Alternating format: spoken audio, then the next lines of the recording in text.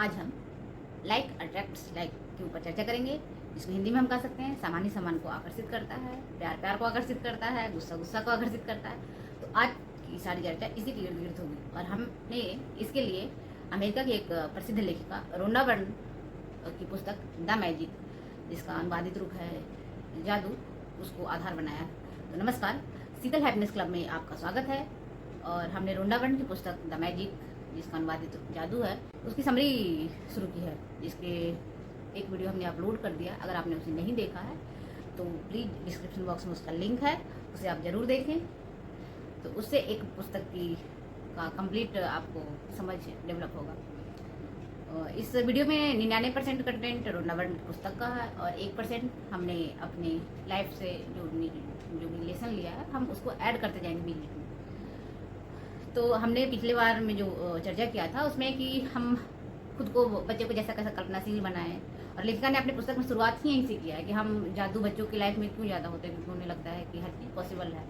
वो हर चीज़ पे को लेकर सवाल करते हैं, हम नहीं कर पाते क्योंकि हम इतने बड़े हो गए हैं, हम इतने सीरियस हो गए हैं कि हम बच्चों जैसे कल्पना करना छोड़ चुके हैं। तो इसलिए हमारे लाइफ में जादू नहीं घटित हो रहा है, हम बहुत ज़्यादा हर समय मुस्लिम चीज़ें फेस कर रहे हैं। तो इसके लिए जो लेखिका ने उपाय बताया उसमें हम आगे चर्चा करेंगे। तो इस चर्चा की श्रृंखला में यहाँ पे जो आज का टॉपिक है वो लाइक अट्रैक्ट्स लाइक, सामान्य सामान को आकर्षित करता है। इसका जो आकर्षण का नियम है वो हर जगह पे लागू होता है, चाहे वो जैसे सारी ग्रह अपने अपने कक्षा पे घूम रहे हैं तो उसके लिए ये वो भी आकर्षण, उसे हम गुरुत्वाकर्षण कहते हैं, तो वो भी तो कोई आकर्षण ही हुआ।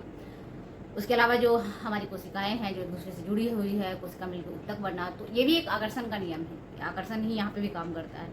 इसके अलावा आप इस दुनिया में जो भी चीज़ आप देखते हैं, जैसे आप भवन की बात करें तो एक जो बालू और सीमेंट को मिलाकर ईंट को जोड़ते हैं, फिर ईंट से इस तरह का बिल्डिंग का निर्माण होता है। तो हर जगह चीज़ों को जोड़ने का काम करता है, उसको भी आप आकर्षण के नियम से समझ सकते हैं। तो आकर्षण का नियम कहता है कि हमें अपने विचारों और भावनाओं से विनम्र होना है। हम अपने विचारों से जैसा होंगे, हम अपनी लाइफ में वैसे हालात को आकर्षित करेंगे, वैसे चीज़ें को आकर्षित करेंगे। इसलिए जो जैसे होते हैं अपने लाइफ में वैसी चीज़ों को आकर्षित करते हैं। जो गुस्सा वाला इंसान है उसके फ्रेंड भी लगभग उसी तरह के हैं, जो ज़्यादा बातूनी है तो शांत स्वभाव वाले उसके दोस्त होंगे नहीं, तो उसके वैसे ही लोग दोस्त बन जाते हैं। इसको कहते हैं लाइक अट्रैक्ट्स लाइक, तो जैसा है वो वैसे ही चीज़ को आकर्षित करेगा।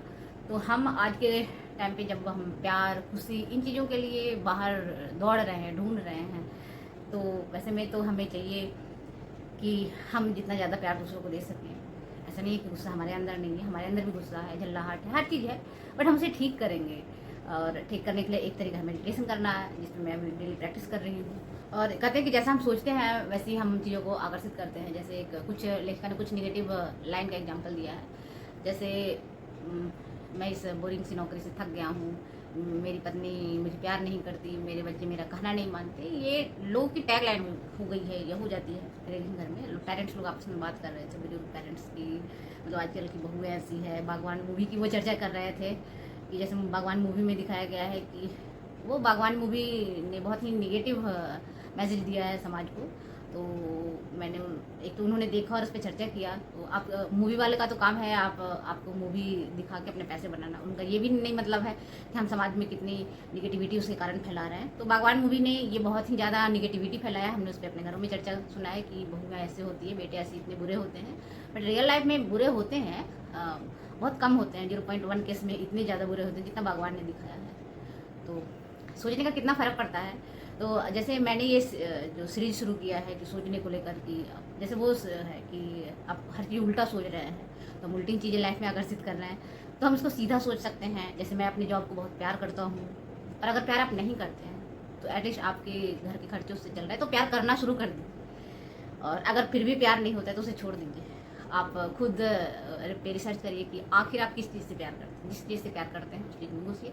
और अगर छोड़ने का विकल्प ही नहीं है, पॉसिबल ही नहीं है। कभी कभी होता है कि जो मतलब डॉक्टर पेशा से लगा प्यार बहुत ज़्यादा नहीं है, फिर भी वो डॉक्टर बन गए, तो अब उनके पास इंजीनियर बनने का तो ऑप्शन है नहीं। तो वो वैसे में है कि आपको अपने पेशे से प्यार करना शुरू करना चाहिए। बच्चे बहुत बड़ी समस्या है, तो उसे हम कहेंगे कि नहीं, बच्चे बहुत प्यारे होते हैं। बच्चे हमने पैदा ही इसलिए किए हैं ताकि हमारी खुशियाँ दुगनी हो, तिगुनी हो। तो अगर कहना नहीं मान रहे हैं किसी बात पे, तो आप हम समझने का प्रयास करेंगे कि वो कहना क्यों नहीं मान रहे हैं, वो आर्गुमेंट कर रहे हैं तो क्यों कर रहे हैं, कोई ना कोई तो लॉजिक होगा। तो अगर हम उनसे सुनेंगे, समझेंगे और अपने विचारों के प्रति विनम्र होंगे, अपने विचारों के प्रति में प्यार लेके आएंगे, तो बहुत चीज़ें संभव है। तो एक तो है हर चीज़ को के प्रति कृतज्ञ होना, कि आपके पास एटलीस्ट बीवी है, आपके पास बच्चे हैं प्यारे से, तो आप उन सबके प्रति कृतज्ञ होइए। सुबह सुबह उठ के ईश्वर को धन्यवाद दीजिए, thank you Prabhu, thank you, आपने मुझे इतना सारा अच्छा परिवार दिया। क्योंकि जिन आप बच्चों के जिनके पास बच्चे नहीं है, उनसे पूछिए कि वो बच्चे के लिए क्या क्या नहीं करते। तो आपके पास बच्चे हैं तो आप बच्चे को रोज़ रोज़ कोस रहे हैं, तो वो ठीक नहीं है। और एक कहावत है कि जो आप दोगे वही आपको रिटर्न जो आप दोगे वही आपको रिटर्न मिलेगा। तो आप बच्चों से प्यार दीजिए। ये मेरे को किसी ने मैसेज किया था कि मैडम लोग मेरे साथ इतना बुरा कर रहे हैं, मैं कैसे अच्छा कर सकता हूँ। तो उसका एग्जांपल यही है कि हम एक जानवर है कुत्ता, उसको भी अगर कुत्ता तोता जो भी है बंदर, अगर हम उसके साथ प्यार से पेश आते हैं तो वो भी जानवर भी हमें प्यार से पेश आता है, वो भी उसे भी चूमना आ जाता है, हर चीज़ करना आ जाता है। तो आदमी तो फिर भी आदमी है, तो अगर हम आदमी से प्यार से पेश आएँ तो जाहिर सी बात है कि वो भी हमारे साथ, अगर दूसरे लोगों के साथ वो बुरा हो उनका भी, तभी वो हमारे साथ बुरा नहीं होगा। तो ये हम करें। और हम क्या कर सकते हैं कि हम अपनी कृतज्ञता लेके आएँ जितनी ज़्यादा हो सके।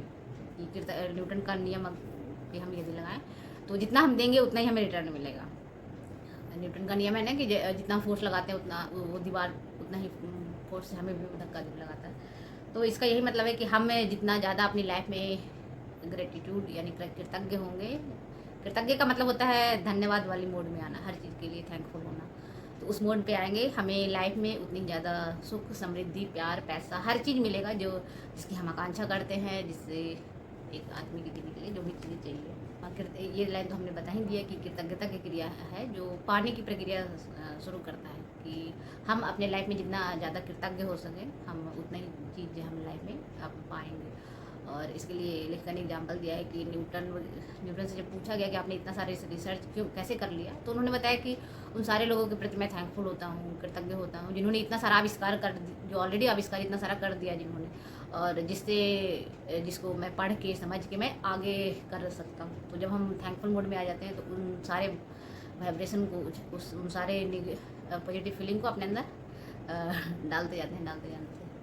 सो एक जो ग्रेटिट्यूड, अब इस पुस्तक पे जब हम आगे चर्चा करेंगे, जब हम कल चर्चा करेंगे, तो लेखिका ने अपना एग्जाम्पल देकर बताया है कि कैसे उनकी लाइफ बहुत मुश्किल थी और उन्होंने जब कृतज्ञता को अपनी लाइफ में शुरू किया तो उनकी लाइफ में हर चीज़ जो जितनी भी ज़्यादा मुश्किलात था, जितने ज़्यादा हर्डल थे, वो सारे ठीक हो गए। वैसे ही हमारी लाइफ में भी सारी मुश्किलात ठीक हो जाएंगे, सारी चीज़ें अच्छी हो जाएगी यदि हम कृतज्ञता को अपने जीवन का एक अंग बना लें। सो जितना ध्यान से सुनने के लिए thank you so much, thank you.